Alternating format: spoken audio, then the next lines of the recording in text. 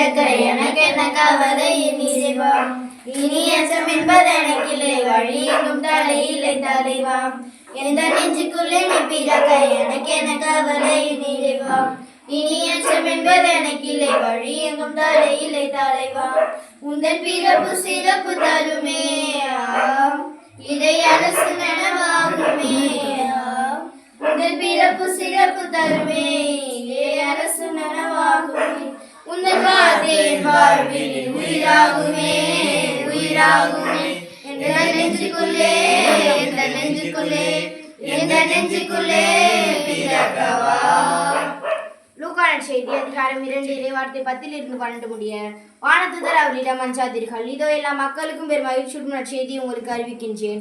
இன்று ஆண்டவராகிய மெசியா என்னும் மீட்பர் உங்களுக்காக தாய்நூரில் பிறந்திருக்கிறார். குழந்தையை துணைகளில் சுற்றி தீவன தொட்டில் கிடத்திருப்பதை காண்பீர்கள், இதுவே உங்களுக்கு அடையாளம் என்றார்.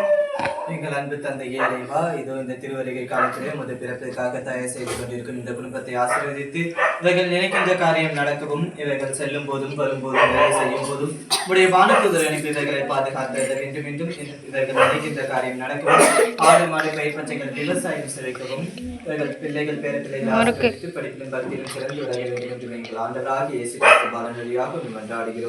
ஆமென்.